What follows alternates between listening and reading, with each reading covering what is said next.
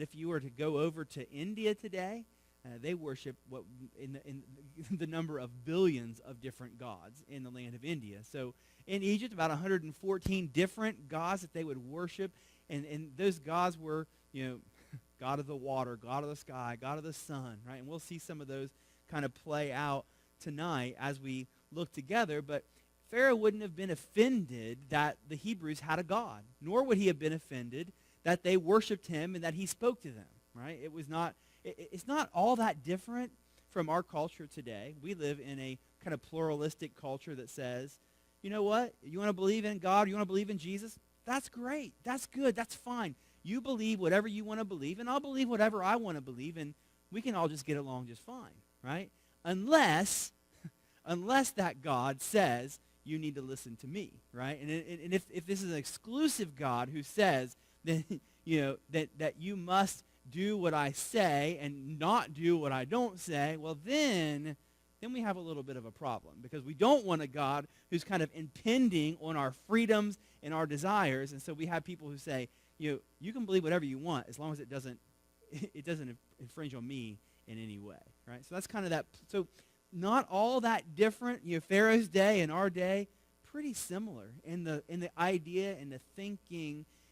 And so we want to ask that question tonight for ourselves, knowing that what's happening here in Egypt thousands of years ago could easily play out in our lives today. Who is the Lord? Why should I obey his voice? Why should you listen? Why should you listen to what the Bible has to say? Is God really who he said?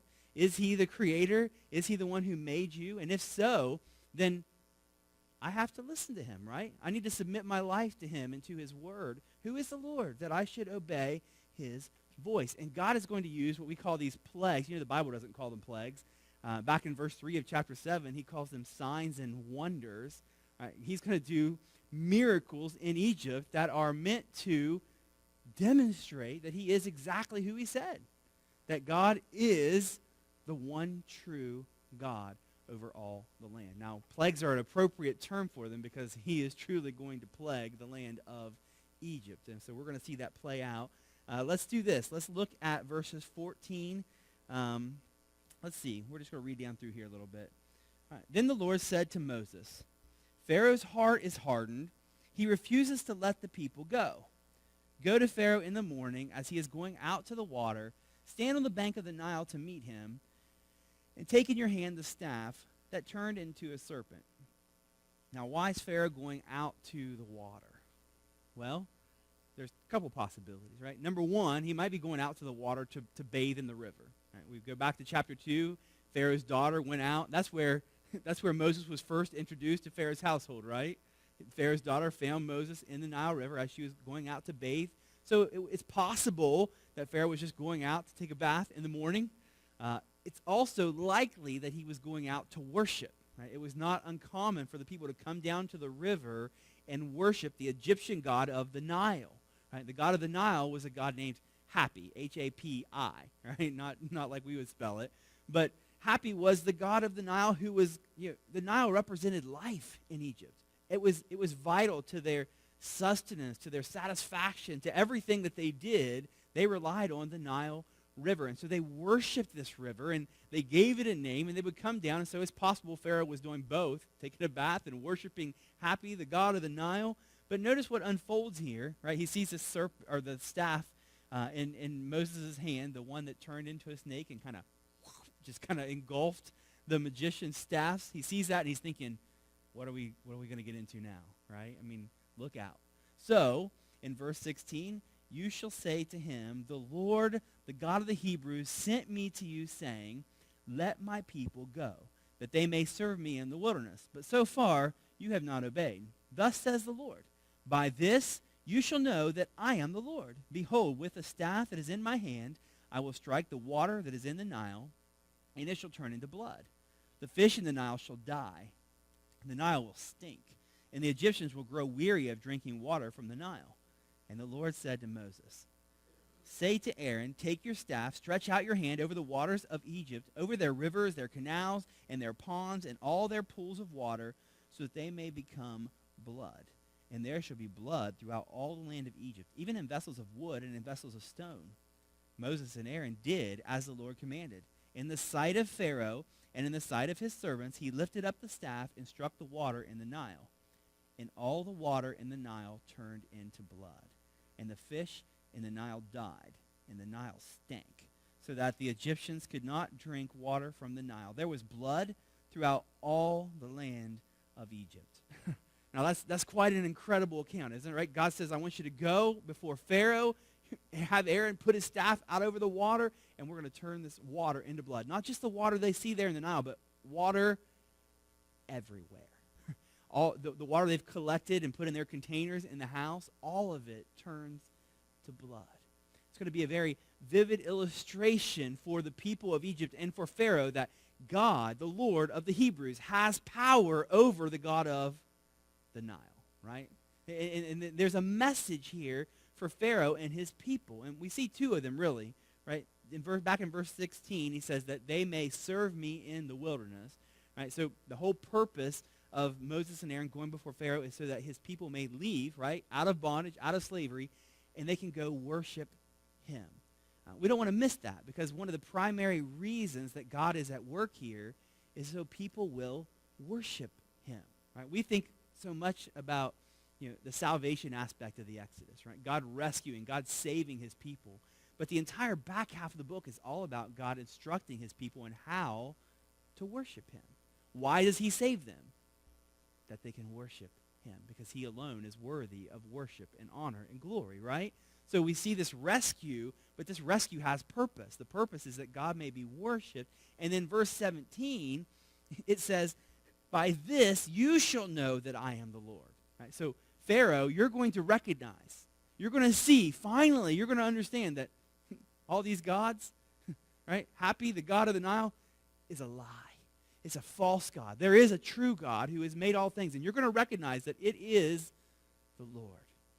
You and all the people of Egypt and all the surrounding nations are going to watch and see what I do, and when they see, they're going to know I am the Lord. This is what God does in his word, and particularly in the book of Exodus. He's making himself known, and he's doing it in a very powerful way as he demonstrates these signs and wonders in Egypt, turning the water into blood. So what happens here is Pharaoh finds out that this God of the Nile is not who he thought. Right? The God of the Nile was where they were promised life, and they were promised happiness, and they were promised a full, rich life. And they're going to find out that Happy can't provide that. Right? The God of the Nile is not able to meet the promises that he makes. And notice how Pharaoh reacts whenever he finds out his God is a lie. Right? Look at verse 22. All right, so the magicians of Egypt did the same by their secret arts. Isn't that silly? Right? Moses and Aaron turned the entire Nile and all the water into blood, and Pharaoh says, well, my magicians can do that too. Well, great. That's what you needed, was more bloody water, right? I mean, what you needed was somebody to reverse that, and they don't have that kind of power, right? They can imitate, and that's what Satan does, right? Satan always imitates, but he cannot reverse anything that God does. He doesn't have that power, right? And so in response, it says, Pharaoh's heart remained hardened, and he would not listen to them, as the Lord had said. Pharaoh turned and went into his house, and he did not take even this to heart. Pharaoh just gets angry, and he hardens his heart, and he fails to submit to what he has seen. Now, this is what happens so often when our idols let us down, when they fail us. And we do this so often, do we not? If I could just have this, then I would be happy. If I could attain this, then I would be satisfied. And when we actually finally get what we thought we had to have, what happens? Disappointment, disillusionment, right? We're discontented with what we have. And so when those things let us down, we respond like Pharaoh. We get angry, right? We get upset. We get mad. And as a pastor, you deal with people in different situations. You see this play out. One of the ways that I see it is I do a lot of premarital counseling. So you got these young people who are, they're in love. They're looking forward to marriage. And so you got these two, and the idol then becomes what? the husband or the future wife, and they're just like, if I can just get into this marriage relationship, then things are going to be great. It's going to be wonderful. And then 6 months down the road, I'm sitting down with the same couple, and they're going, this is not what I thought it was going to be. Right? I didn't. This is not the guy. This is not the girl that I said I do to. Right? I mean, the honeymoon period goes by, and we're going, what happened? They had an idol in their heart, right? Something they worshipped, and it was like, man, if I could just have this, then things would be great. And then suddenly it's like, this is not what I wanted, right? And it's not just young people, right? I mean, we see this all the time play out. If I could just get that job, if I could just get that promotion, and then you get the job, you get the promotion, you're like, man, this is not what I wanted, right? This is more than, this is unfolding life for me, right? Things just typically kind of, sometimes we think we want things. We put all of our hope in that things are going to be better if this comes along. And when that happens, it's not necessarily what we had hoped it would be. We could do this with things, material things like a home or a car. Or, man, if I could just get in that neighborhood, I got to get out of this neighborhood. And if I could just get in that neighborhood, then things would be okay, right? I'd be happy there. And when you get there, you find out you're not so happy there either, right? I mean, this just plays out. Maybe it's retirement that you're looking for, right? You're waiting for, like, man, once that day comes, then things are going to be great. And you get to retirement, and you're like, this is not everything it was cracked up to be, right? I thought this was going to be the be-all, end-all, and it's not that great, right? When we put our hope in something, anything other than God, it's going to let us down, right? It's going to fail, and that's what Pharaoh's finding out, right? Happy, the god of the Nile, is a lie. It's a false god, and all of these things that we put our hope in, and we're really good at this. We're really good at finding things that distract us from God, and it causes us to change. John Calvin said our hearts are idol-making factories. Right? We tend to kind of put our hope somewhere else other than the Lord, and without fail, it is sinking sand. It'll let us down every time. And then a lot of times what happens is we just get mad, right? We get angry, right? That's what Pharaoh's heart is hard here, and he's angry, and he's angry at so sometimes we'll even blame God. Like, this is what I wanted, and God, it's your fault. You messed this up. Well, a lot of times what happens, and notice what they do here. It's really interesting. We come down to verse 24.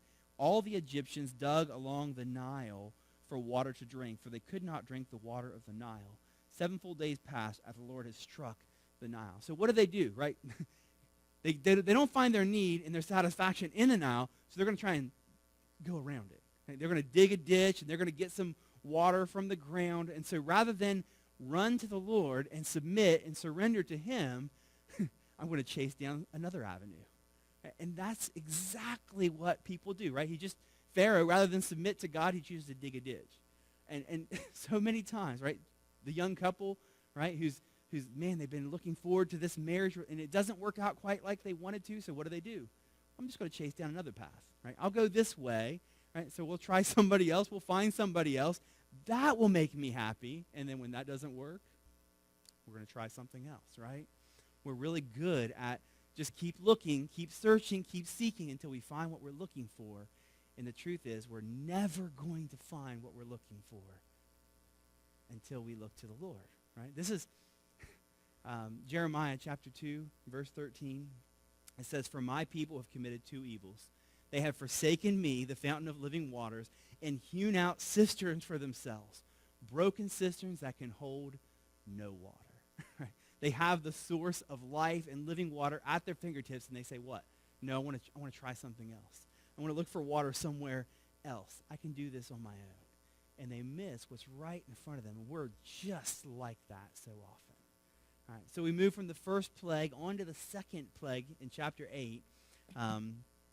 Let's look at this together. This is entertaining, to say the least.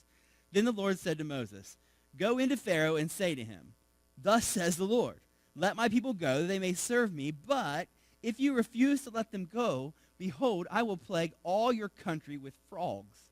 The Nile shall swarm with frogs. Thou shalt come up into your house and into your bedroom and on your bed and into the houses of your servants and your people and into your ovens and your kneading bowls. the frogs shall come up on you and on your people and on all your servants. And the Lord said to Moses, say to Aaron, stretch out your hand with your staff over the rivers, over the canals, and over the pools, and make frogs come up on the land of Egypt. So Aaron stretched out his hand over the waters of Egypt, and frogs came up and covered the land of Egypt. But the magicians did the same by their secret arts and made frogs come up on the land of Egypt. Thank you very much, right? Like, we got lots of frogs. Hey, look, they make more frogs. Right? That's not real helpful, but man, what an incredible display of power here. There's going to be frogs. How many of you guys like frogs? You guys, a couple guys over there, I thought so, right? Yeah, me too. But my wife doesn't like frogs at all. We had a frog in our kitchen last year. Right? She just screamed like crazy. Ah, like, what's wrong? Frog. Right? We had a frog in our aquarium that got out, and it was in the middle of our kitchen. Right? But imagine frogs everywhere. Right? I mean, I don't mind frogs either, but imagine them in your bed, in your KitchenAid mixer, right? In your bowls, right? I mean, they're everywhere. There's no escaping them. And so we have this, and again, right? Each one of these plagues has a purpose. They're making a statement. God is putting his power on display over the gods of Egypt. You know that the Egyptians actually worshipped a god that had a frog head, right?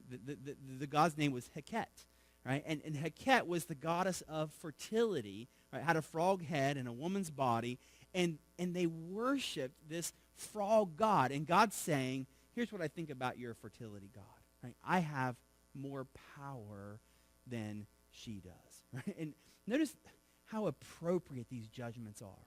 Right? He's going to judge the Nile. He's going to judge. Think back, right? Your Pharaoh filled the Nile with the blood of infants.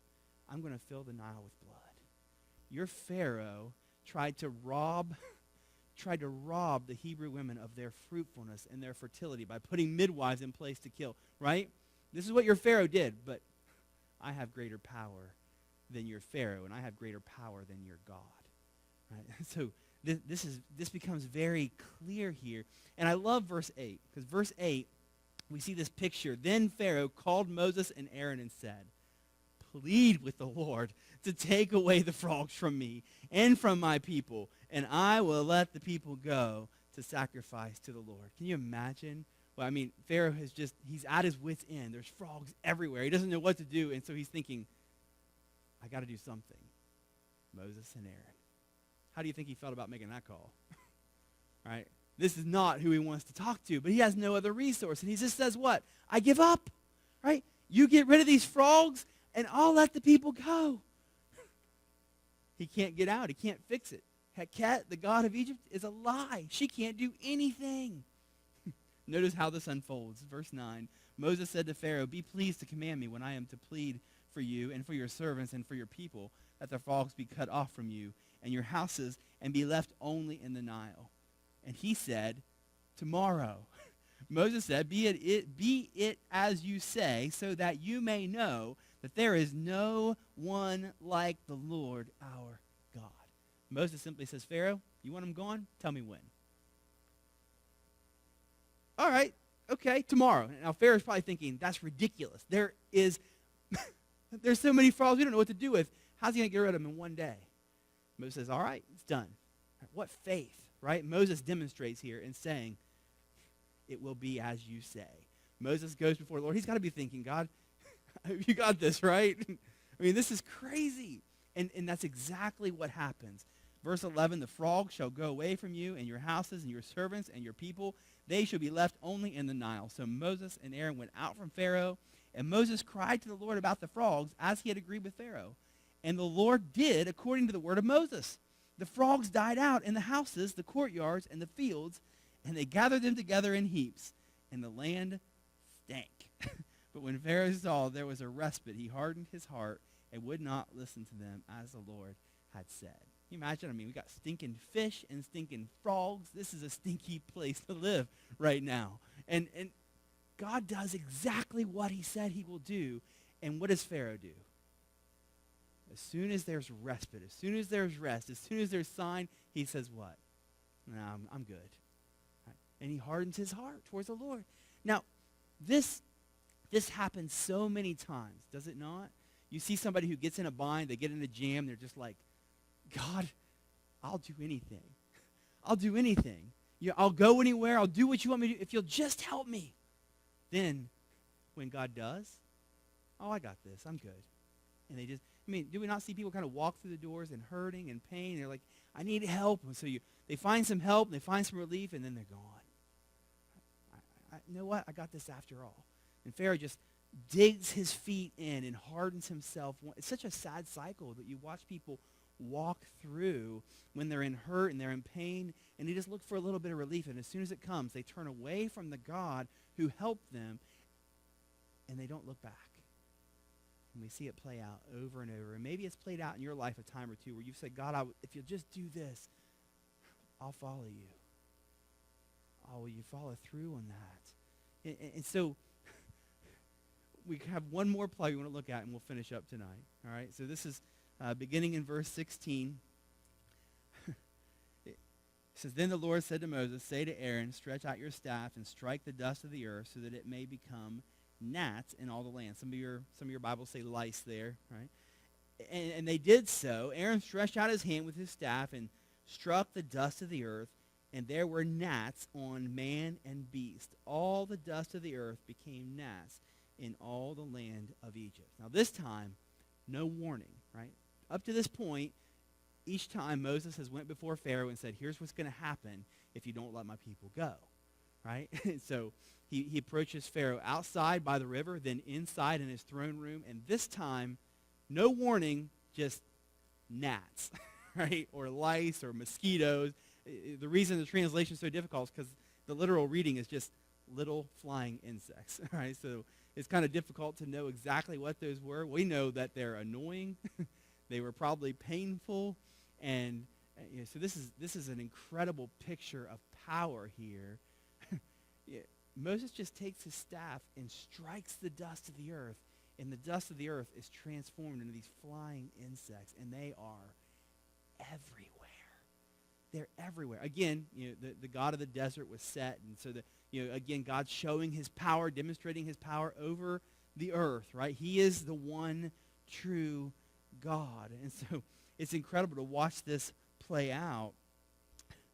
Verse 18 says, The magicians tried by their secret arts to produce gnats, but they could not. So there were gnats on man and beast. So this time around, they tried to duplicate, and they could not. They had experienced a power that was beyond their ability, and there are gnats everywhere. You ever been around that? Just gnats in your eyes, up your nose, right? I was playing softball this summer, and I was running for a fly ball, and all of a sudden, there was a cloud of gnats in the outfield. They were in my eyes, in my mouth. I had no idea they were there, and all of a sudden, they were just in my face. And, we went to Canada this summer, or it was last summer, and I've never seen mosquitoes like that in my life. Some of you have taken that trip up there to the bush. We were in a campground, and we had fires going and smoke going, and they were still everywhere. But one day, we took a hike outside of the camp, kind of went out into the woods, a little deeper into the bush. You couldn't move without there were mosquitoes all over you. And I just imagine this picture of gnats or mosquitoes or whatever it is. It's just driving them insane. And there's no relief. There's no relief here. This really strikes very close to one of our gods today, I believe, right? The God of comfort, right? Which is, I think to Americans, is right up there at the top of the list, right? We work really hard to make sure that we're comfortable. And we want to make sure that nothing kind of upsets that or nothing causes us to be uncomfortable. And we certainly don't want to step outside of our comfort zone or ask somebody else to step outside of their comfort zone. We kind of spend our lives surrounding ourselves by the comforts of this world. We're really good at making sure our lives are cushy and comfortable and making sure our future is set, right? Because we want to make sure in the future we don't lose any of that comfort that we've enjoyed. And this can become something that we worship that hinders us from serving the Lord. Well, I don't really want to do that because that that's outside my comfort zone, right? Or I don't want to go there because that might be uncomfortable for me, right? And so we sometimes it hinders our service because we enjoy our comforts. I think it's one of those things that's really high at the top of our list as in our American culture. And here's the thing. What do we know? What do we know about those people who, man, they've enjoyed all the comforts that the world has to offer? You know, what do they tell us? They tell us that what? It's not enough. Any of you remember J. Paul Getty? At one point, he was the richest man in the world. Right? He had more money than anybody else. And one time they were interviewing Getty, and they said, how much is enough? And he said, just $1 more. Right? Never enough. Never satisfied. Steve Jobs, right?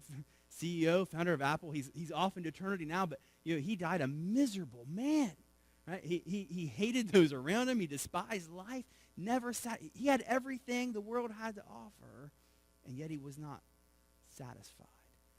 You guys know Tom Brady, right? Tom Brady, quarterback of the New England Patriots. I mean, this guy has it all, right? He's got $60 million contract. He's got a supermodel wife who makes more money than he does, and he can do anything he wants. He has all the money, all the comforts, all the conveniences. 60 Minutes interviewed him, and this was in 2007. So, mind you, this has been a few years back. And at that point, he'd already won 3 Super Bowls. Right? So here's what he said in his 60-minute interview. He said, why do I have 3 Super Bowl rings and still think there's something greater out there for me? I mean, maybe a lot of people would say, hey, this is what it is. I reached my goal, my dream, my life. Me, I think, God, it's got to be more than this. I mean, this can't be what it's all cracked up to be. And when the interviewer asked him, what's the answer? Brady responded, I wish I knew. I wish I knew. I love playing football. I love being quarterback for this team, but at the same time, I think there are a lot of other parts about me that I'm trying to find. It's got everything, all the comforts, and yet what? He's still empty. He's still empty, right? And so these Nasu, they just expose that it's impossible for us to comfort ourselves at the deepest level. We are only going to find that comfort and that joy and that satisfaction in God alone, because that's who we were made for. That's what we were made for. Right? So all the vacations and all the money and all the stuff in the world are never going to satisfy our hungry soul. It's only in God alone. Well, we see in verse 19, the magician said to Pharaoh, this is the finger of God. Basically, they've come to the point and said, now, they don't recognize it as the God of the Hebrews. They don't say this is the Lord. They said this is a power that God alone can do. Pharaoh, it's outside of your control, and it's outside of our control. They're starting to come around. They're starting to see. But what is Pharaoh? How does he respond? Pharaoh's heart was hardened, and he would not listen to them as the Lord had said. He's going to dig his heels in, shake his fist at God, and refuse to submit. You're really going to respond, right, to the greatness and the glory of God in one of 2 ways. You're either going to despise him or you're going to delight in him. Right? The understanding there is a God who has made all things, and he has made you, and he is in control, and you're not. You're going to hate that or you're going to love that. Pharaoh hates it. He hates that there's a God who has more authority, more power than he does. And he despises God. He wants to be God. Some people feel that way, right? I don't want a God who's in control over my life. And they'll despise and they'll fight tooth and nail. Me, I'm thankful. Aren't you thankful that you're not God? Aren't you thankful that he's in control? When life is spinning out of control and it feels like you can't, man, God's got it. Aren't you thankful that you don't have to save yourself, that he saves us? Right? We don't have that weight and that responsibility. So how do we respond to that? We delight in him. We take refuge in him. We find joy and satisfaction in him. And that's the answer. That's the key to life, full life. Joy is when we rest in him alone. We sang that tonight, right? In Christ alone, my hope is found. Right? There's no other joy, no other satisfaction than in him. Let's